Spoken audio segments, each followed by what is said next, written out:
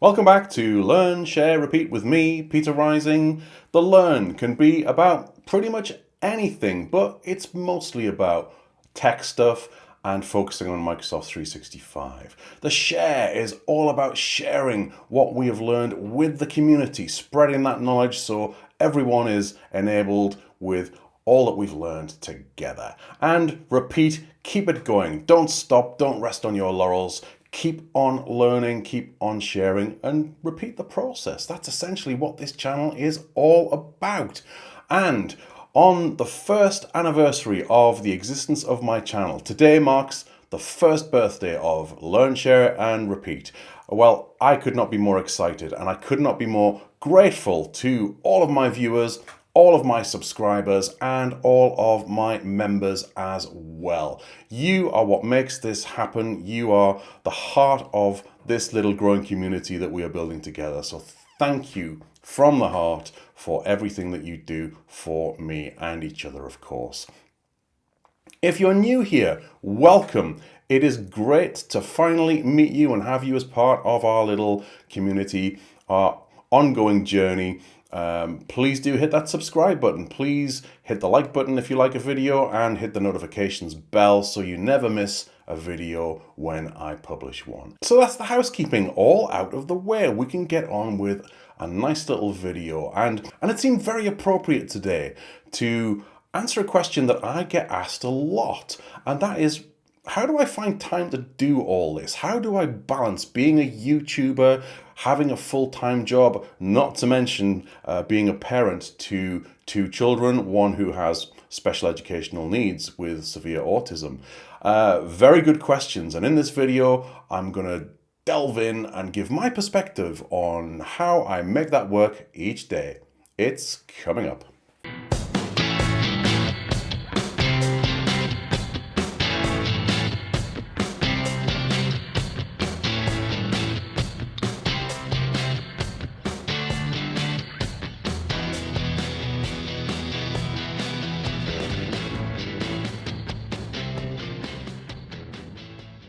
So how exactly do I juggle balancing work, YouTube, and being an autism parent? Well, it's not without its challenges for sure. Now, I knew that I wanted to do this YouTube channel for a very long time before I committed and got going with it. And the thing that I was told from the very beginning by a very dear friend and very well-known YouTuber in the community of many years, Andy Malone, is that it's all about consistency and persistency. I've borrowed that from Andy. He lives by that, and if it's good enough for him, then it's certainly good enough for me. Who better to learn from? And thank you, Andy, for helping set me away on this journey for sure. But that's only a part of the equation. It's all about finding time. Time is the key factor. Time management in particular is where you will succeed or fail if you are starting on the journey of wanting to become a YouTuber. Days are really divided into units of time, and it's actually quite amazing what you can fit into a single hour. You will be surprised. You will think to yourself sometimes, oh, I could just film this little 10 to 15 minute video here, but actually I don't have time. I've got that meeting coming up in 25 minutes, say. If you put that off, you've got to find another time slot for that, but you will be astonished how easy it is to film, if not necessarily all of that video in that 20-minute slot, at least some of it, because you've got to do a lot of editing to be a YouTuber for sure. So that is very, very important. But the editing can be done at any time. You can do that later on in your evening. And you can do that when you have the opportunity to sit down in an area where it doesn't matter so much if you're not going to be disturbed. Recording the video is something you need to have quiet, uninterrupted headspace on, very, very much so. So that's why I'm fortunate that I have this studio, this shed, this garden office, whatever you want to call it. This has been a game changer for me in order to be able to produce my content, to film my YouTube videos. And I couldn't live without it. But the editing is something that I can do sat on the sofa on an evening when I have to get up and respond to my children, my wife, and make conversation, which my wife tells me I'm not the best at doing. Sometimes I get very focused on having my headphones on and listening to YouTube mainly. I produce YouTube content, and pretty much everything I watch tends to be on YouTube. So YouTube is a big part of my life. But I will quite often be sat on an evening on the sofa across from my wife in the living room, editing a video using Camtasia, which is my editing software of choice. It's a very, very good piece of editing software. You do have to pay a couple of £100 for it in UK currency, but it was a sound investment for me.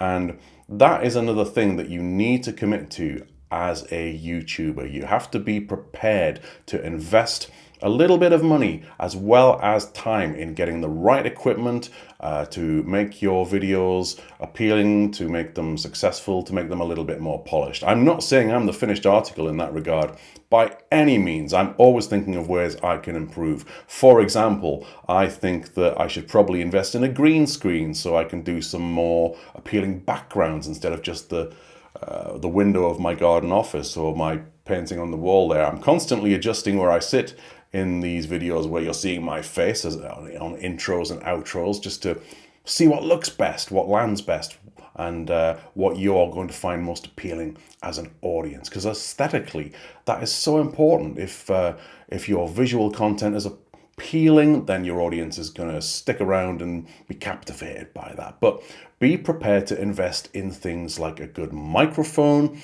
I got a Rode microphone, R-O-D-E. The O in it has a little line through it, which I think means it's a Scandinavian company, probably some sort of accent in the O. Another brand that is very highly adopted by YouTubers and fellow MVPs in the community I know is Shure, S-H-U-R-E. So now you don't, again, have to spend a fortune on a microphone.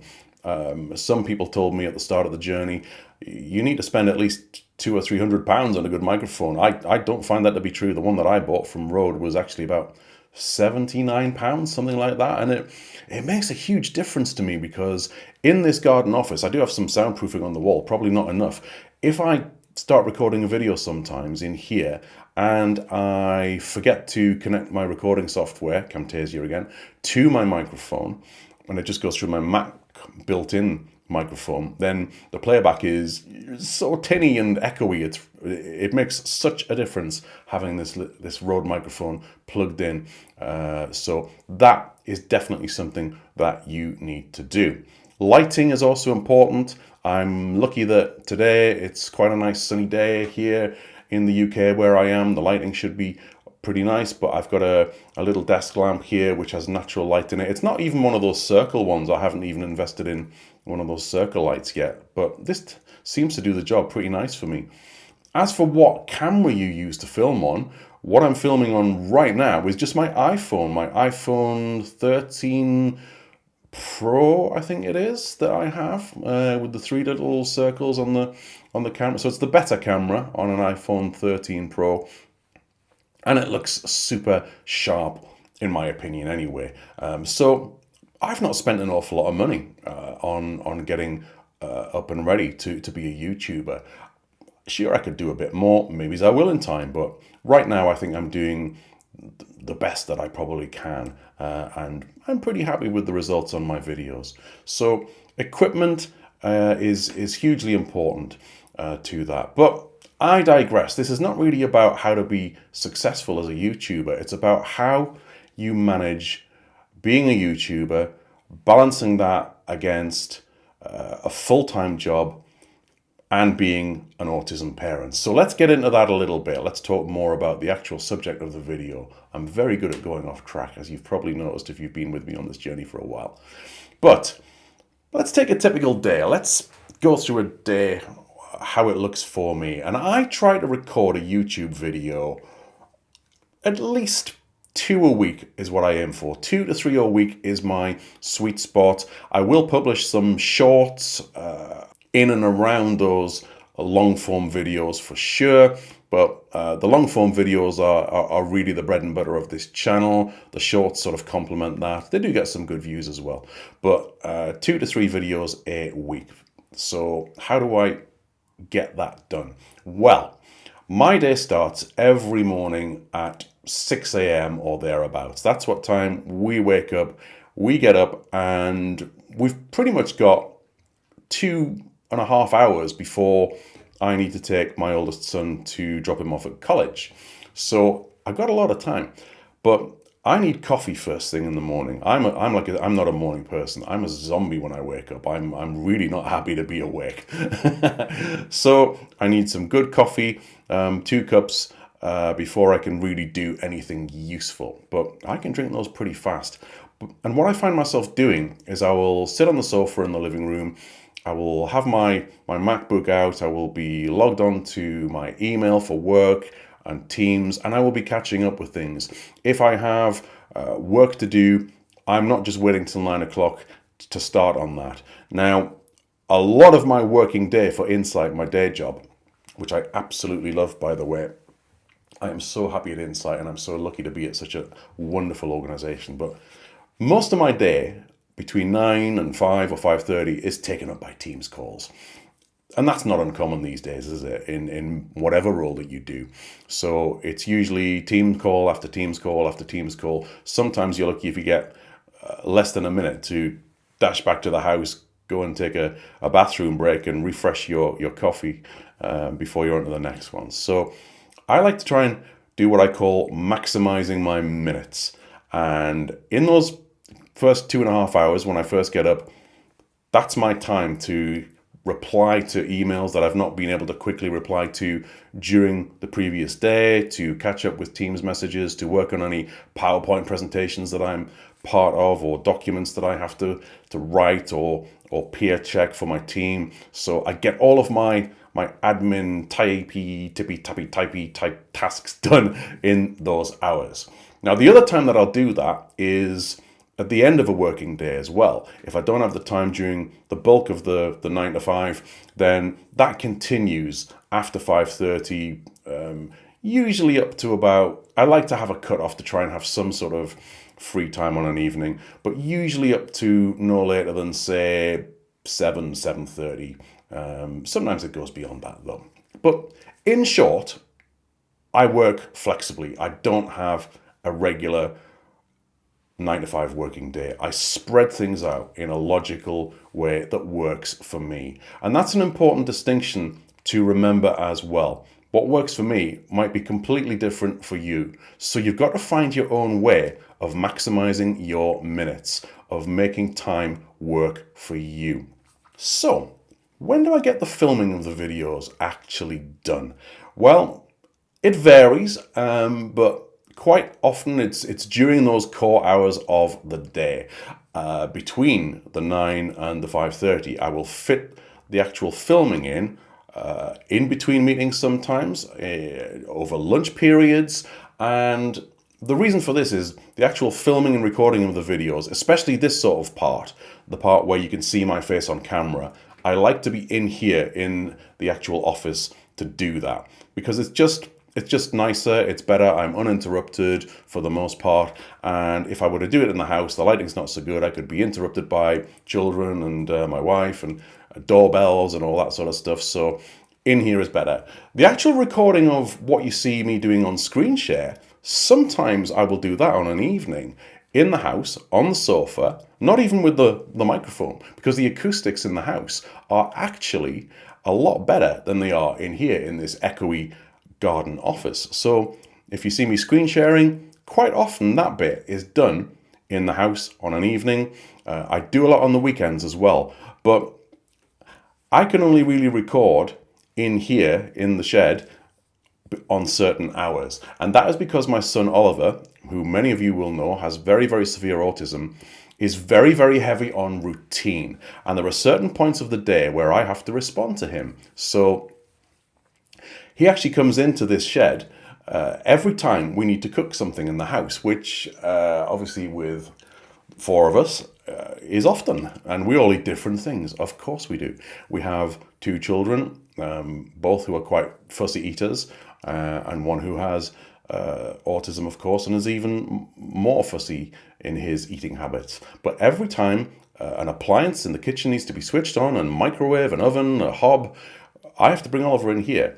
He also comes in once a day to play a record on my vinyl turntable. So we're very, very scheduled throughout the day. I even have to go as far as blocking out 5 minutes in an afternoon around about 2:30ish it is at the moment, because it seems to move and change. It's not as simple as being static. Oliver moves things around. But I block out that time to in my calendar so to ensure I don't have any meetings in there. It's hard to maintain. Sometimes I have to work around that as best I can, and sometimes even I have to excuse myself on all manner of calls. But there's nothing I can do about that at the end of the day. But I have found that most people these days, colleagues and customers are alike, are very tolerant and very supportive of that sort of thing. If you just explain things openly and say, I am so sorry, I have to just do something for 2 minutes, I'll be right back, then it's usually okay. And I've learned that I can facilitate that quite well if I'm disciplined about it and ready for it.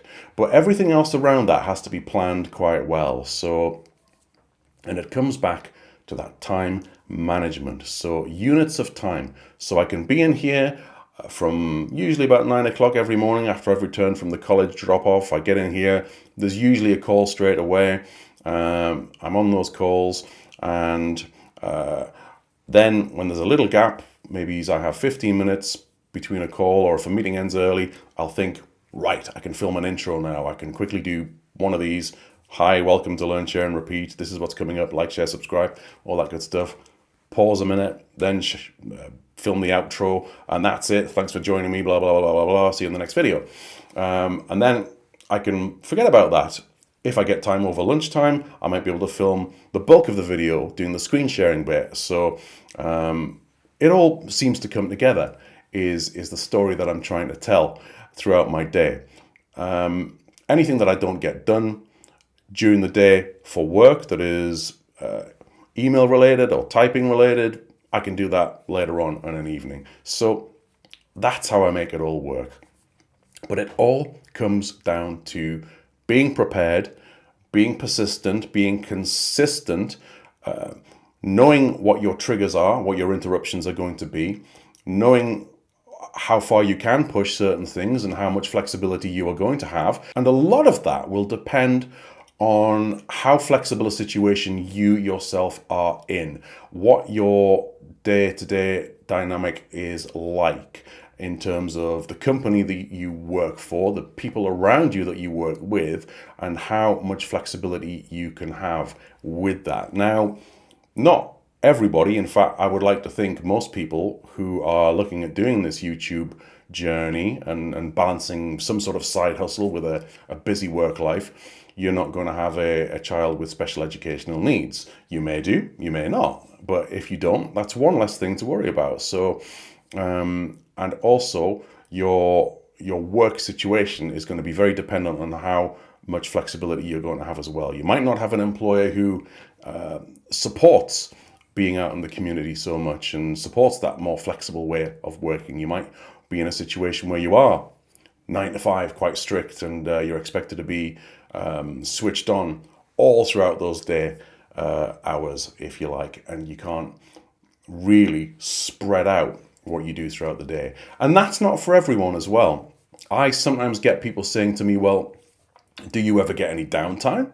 And yeah, I do. The majority of my downtime, if I'm honest, consists of sleep between the hours of 10:30 till 6 a.m. But other than that, there's not a great deal of downtime. There's a little bit of chill time on an evening, usually from about 8 o'clock till 10 o'clock-ish, when I will watch some YouTube, sit with a nice drink, and if I remember to, chat to my poor wife, who reminds me quite often that I never talk to her. I must get better at that. But yeah, there may be some of you watching this who think, well, I couldn't possibly do this in the same way that Peter does it. And that's fine.